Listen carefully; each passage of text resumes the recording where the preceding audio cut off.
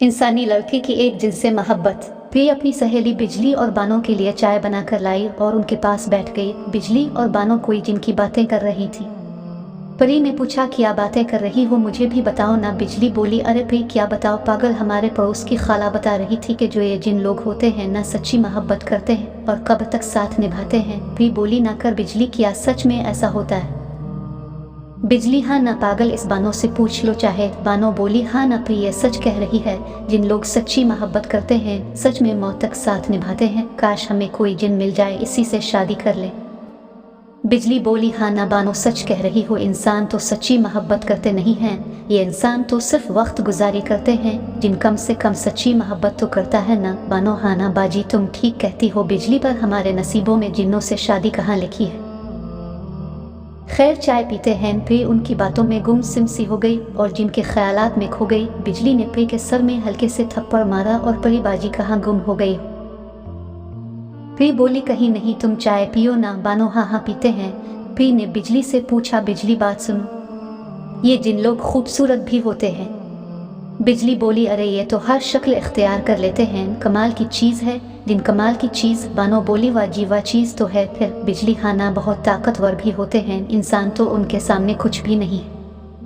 बानो बोली, चलो बिजली चलते हैं, अब शाम होने को है। बिजली बोली, चलो चलते हैं। अच्छा परी, अपना ख्याल रखना, हमको अब इजाज़त दो। प्री ने दोनों को इजाज़त दी। बानो और बिजली अपने घर की तरफ रवाना हो गई। परी अब सोच में पड़ गई, कह बिजली और बानो की बातें तो सच हैं, जिनसे मोहब्बत ये तो बहुत कमाल हो जाएगा, ज़िंदगी भर का साथ भी और सच्ची मोहब्बत भी मिल जाएगी। लेकिन ये जिन मिलेगा कहाँ, कैसे इसको हासिल करूँगी, किससे बात करूँ इस बारे में? बिजली और बानो से तो बात कर नहीं सकती, मुझे पागल बोलेंगी और मेरा मजाक भी उड़ाना इन दोनों ने तो। करती हूँ कुछ ना कुछ, बस तो बंद अब तो पक्का गई, जिनसे मोहब्बत कहाँ है मेरा जी। प्री को अम्मी ने आवाज़ दिया, जाओ शहजादी, कहाँ खोई हुई हो, शाम का वक्त है, सब्जी बनाओ जल्दी। प्री सब्जी बनाने में मसरूफ़ हो गई और साथ साथ सोचने लगी क्या किया जाए। किसी इल्म वाले के पास जाना पड़ेगा, वही रास्ता बताएगा इस दिन को कैसे हासिल किया जाए। कल जाती हूँ किसी आलम के पास, फिर लगाती हूँ सारा हिसाब किताब। अगली सुबह प्री ने जल्दी नाश्ता बनाया, घर वालों को नाश्ता करवाया और ख़ुद भी किया और उम्मी को बोला, मैं बिजली के घर जा रही हूँ, इससे मुझसे काम है, दोपहर तक आ जाऊँगी। उम्मी ने प्री को जाने की इजाज़त दे दी। प्री ने मालूम करवाया कि साथ के गाँव में एक आलम रहता है, तो प्री वक्त से ही दूसरे गांव की तरफ चल पड़ी इस आलम के पास। आखिरकार प्री इस गांव पहुंच गई और इस आलम से मिली। आलम को सारा माजरा बताया कि मैं किसी जिन से सच्ची मोहब्बत करना चाहती हूं और उसी से शादी भी करना चाहती हूं। आलम ने जब सुना तो इसके रूंगटे खड़े हो गए, ये बेवकूफ़ लड़की क्या बात कर रही है। आलम बोला, ये लड़की अक्ल घर छोड़कर आई हो क्या, पागल हो तुम, जो बेवकूफ़ों वाली बातें कर रही हो, ये काम नहीं हो सकता है। इंसान हो इंसान बनूं, जिन्नात के मुमलत से दूर रहूं, जान भी जा सकती है। फिर बोली, आलम बाबा मुझे बस इसका तरीका बताओ, मैं कुछ भी कर सकती हूँ, मुझे अपनी जान की कोई परवाह नहीं है, मुझे बस जिन चाहिए, हर हाल में चाहिए, बाबा जी मदद करो मेरी। और फिर रोने लग गई तो फिर बाबा भी वहाँ पिघल गया। बाबा जी बोला, लड़की का मुश्किल है, जान भी जा सकती है, लेकिन अगर तुम इसमें कामयाब हो गई तो तुम जिनसे मिल सकती हो, मोहब्बत भी कर सकती हो और शादी भी कर सकती हो। बाबा जी ने कहा, फिर बेटा तुम्हें रात को 12 बजे के बाद 50 दिन तक कब्रिस्तान जाना होगा, वो भी हर रात जाना होगा। प्री एक दफ़ा तो घबरा गई, बहुत सोचा ये कैसा काम है, अब बहुत मुश्किल, ये तो तौबा है, अब क्या करूं, करना तो पड़ेगा। सच्ची मोहब्बत की तलाश में जो निकल पड़ी हूँ वो भी जिनसे है। बाबा जी मुझे अकेले जाना होगा हर रात कब्रिस्तान। बाबा जी ने कहा, हाँ बिल्कुल, तुम्हें हर रात को अकेले ही जाना होगा कब्रिस्तान और वहाँ जाकर एक गोल दायरा बनाना है, इसके अंदर बैठकर कलिमात पढ़ने हैं। ये 50 दिन तक अगर तुम ऐसा करती हो तो जो चाहती हो वो मिल जाएगा। और एक बात मेरी याद रखना, कलिमात पढ़ते हुए जिन्नात तुम्हें डराएंगे, बहुत ज़्यादा तंग करेंगे, ताकि तुम दायरे से बाहर निकल आओ, और अगर तुम दायरे से बाहर निकल आई तो वो तुम्हें वहीं कत्ल कर देंगे, बुरी मौत मरोगी। कलिमात मुकम्मल होने तक तुमने हरगिज़ दायरे से बाहर नहीं निकलना, चाहे कुछ भी हो जाए। प्री बहुत डर भी रही थी, लेकिन मोहब्बत के जुनून ने इसे हिम्मत भी दे रखी थी। इसने बाबा की दुआ ली और उनसे इजाज़त लेकर वापस घर को आने की तैयारी की। रास्ते में खुद से ही बातें करती आ रही थी, प्री ये तो बहुत जालिम काम सौंप दिया बाबा जी ने, कैसे करूँगी अकेली, कुछ हो ना जाए, मर ही ना जाऊँ मैं कहीं। मुझे बस सच्ची मोहब्बत हासिल करनी है, जिनसे किसी भी हाल में मुझे बस चाहिए मोहब्बत, और जिन दोनों एक साथ, और मुझे अब ये काम करना ही होगा। शाबाश प्री, तुम कर सकती हो, और वाकई ही तुम कर सकती हो। इस मोहब्बत को हासिल करना ही है। अब हर हाल में जान जाए तो जाए, अब वैसे भी मरना ही है, कम से कम मोहब्बत की खातिर ही जान जाएगी ना, कबूल है। परी घर आ जाती है और अपने कमरे में चली जाती है सीधा। वो इस बात का किसी से भी जिक्र नहीं करती, यहाँ तक कि अपनी खास 2 सहेलियों बिजली और बानो को भी इस बारे में कुछ नहीं बताती। परी अब बस रात का इंतजार करती है, कब रात हो और वो चुपके से कब्रिस्तान जाए और अपना काम शुरू कर दे। और आखिरकार इंतजार करते करते रात का वक्त आ ही जाता है। सब घर वाले सोए हुए होते हैं। प्री चुपके से घर से निकलकर गांव के पास ही कब्रिस्तान में पहुंच जाती है। वहां प्री खामोशी और कब्रों के अलावा कोई नजर नहीं आता। प्री बहुत डरी हुई होती है। प्री हिम्मत करके एक गोल दायरा बनाती है और इसमें बैठ जाती है और वो कलिमात पढ़ती है बार बार, जो बाबा जी ने इसको बताए थे। कलिमात पढ़ते पढ़ते ही दायरे के बाहर जिन्नात नाजिल होना शुरू हो जाते हैं, खौफनाक आवाज़ें निकालते हैं ताकि परी बाहर निकल जाए दायरे से डरकर। परी बहुत ज़्यादा डर भी जाती है क्योंकि इसने कभी जिन्नात नहीं देख, लेकिन इसके सामने अब बहुत सारे जिन्नात नाजिल हो चुके थे। खौफनाक सूरतों में बहुत डर जाती है। परी कहीं अंदर ही ना आ जाए, ये दायरे में मार ना डाले मुझे, कितने गंदे जिन्नात हैं ये। जिन्नात अचानक इसके सामने इसकी माँ को ले आते हैं और उसकी गर्दन मुड़ने लगते हैं। फिर डर जाती है, ये क्या हो गया, उम्मी यहाँ कैसे गई, ये क्या कर रहे हैं उम्मी के साथ। लेकिन अचानक प्री को बाबा जी की बात याद आ जाती है। ये सब झूठ है, मुझे बस तंग कर रहे हैं और डरा रहे हैं ताकि मैं दायरे से बाहर निकल सकूं, लेकिन अब ऐसा नहीं होगा। प्री में अब तो मुकम्मल और पहले से भी ज़्यादा हिम्मत आ जाती है। जिन्नात भी एक दूसरे की तरफ देखते हैं और सोचते हैं, चीज़ तो है पहली लड़की है ज़मीन की जो ये काम करने में कामयाब हो रही है, जिसे हमसे डर नहीं लगा। इतनी हिम्मत कैसे इस लड़की में। आखिर बहुत ही अजीब और अफसोस की बात हमारे लिए कि हम एक लड़की को डरा ना सके। और आखिरकार परी अपना चला मुकम्मल कर लेती है 1 घंटे में इस रात का, और घर को वापस चली जाती है बहुत पुरसुकून अंदाज में, और बहुत खुशी महसूस करती है खुद के लिए पहली रात का चला मुकम्मल हो गया है। और दूसरी तरफ जिन्नात भी रवाना हो जाते हैं अपने बड़े सरदार जिनके पास सारा वाक़या सुनाने के लिए। जिन्नात अपने सरदार के पास गए और सारा माजरा अपने सरदार को सुनाया। सरदार खुद परेशान हो गया, ये कौन सी लड़की है जो जिन्नात से नहीं डरी। आज तक ज़मीन पर किसी औरत ने ये काम तो नहीं किया, और ना ही ऐसी कोई औरत पैदा हुई ज़मीन पर जो जिन्नात से नहीं डरी हो।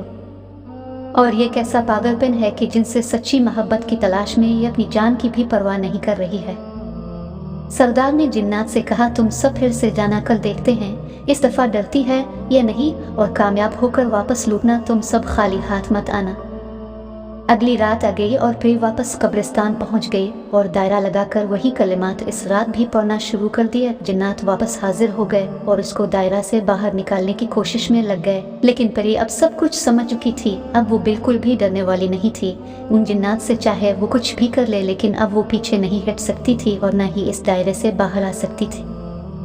जिन्नात कभी खौफनाक आवाज़ें निकालते, कभी इसके घर वालों को सामने लाकर बुरी बुरी मौत देते, कभी जानवरों की शक्लें इख्तियार कर लेते, लेकिन परी को अब कोई फ़र्क ना पड़ता। जिन्नात ने अपनी तमाम कोशिश कर ले, लेकिन उनसे कुछ ना हुआ। अब वो यही मुंह लेकर वापस अपने सरदार के पास चले गए और कहा, सरदार वो लड़की नहीं बाज आ रही और ना ही इसे हमसे डर लगता है। वो लड़की बहुत हिम्मत वाली है, हमने अपनी हर कोशिश कर ली है लेकिन कुछ नहीं हुआ हमसे तो। सरदार खुद बहुत हैरान हुआ, आखिर ये कौन है, अब इस दफ़ा मुझे खुद ही जाना होगा। परी अब बहुत खुश रहने लगी थी, इसे भी उम्मीद थी अब वो कामयाब हो जाएगी और अपनी मोहब्बत को हासिल कर लेगी।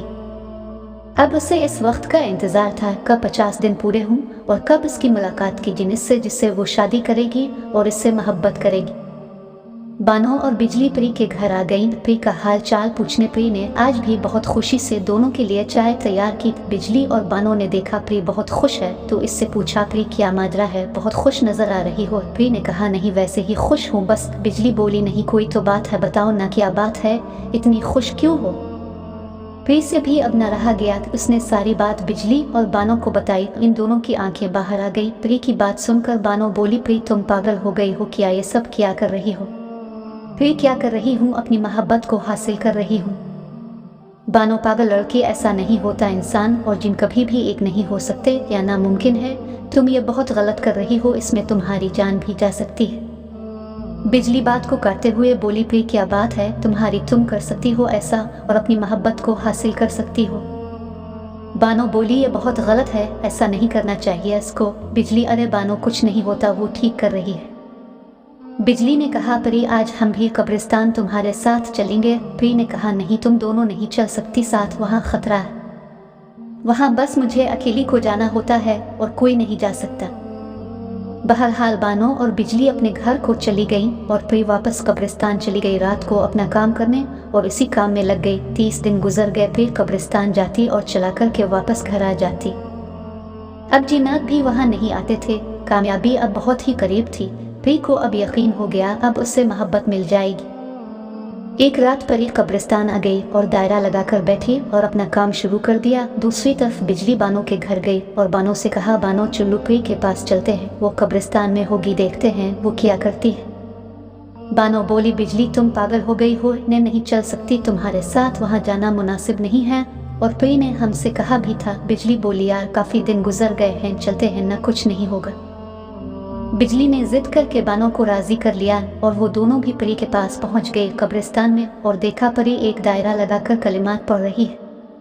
वो परी के पास आ गई। परी ने इनको देखा तो परी के कलिमात रुक गए, से लगा ये जिन्नात ही हैं, इसकी सहेलियों की शक्ल इख्तियार कर ली है। लेकिन वो कलिमात पढ़ती रही, तभी अचानक वहाँ जिन्नात भी नाजिल हो गए अपने सरदार के साथ ही। और जब वो सब अपनी अपनी असल शक्ल में बिजली और बानो के सामने आए तो दोनों के रूह पे खड़े हो गए। सांस बंद हो गई दोनों की। दोनों ने भागने की कोशिश की लेकिन जिन्नात ने उनको काबू कर लिया।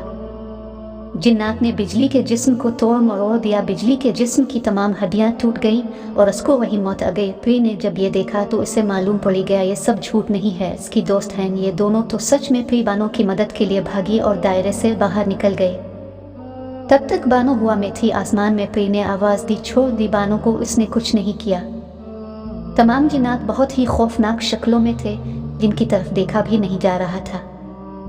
एक जिन्नात आसमान में ही बानो के पीछे गया और उसके सर को पकड़ा और पीछे की तरफ खींचकर बानो का मुंह तोड़ दिया और वहां से बानो को जमीन की तरफ फेंक दिया। बानो और बिजली अब दोनों मर बकी थी।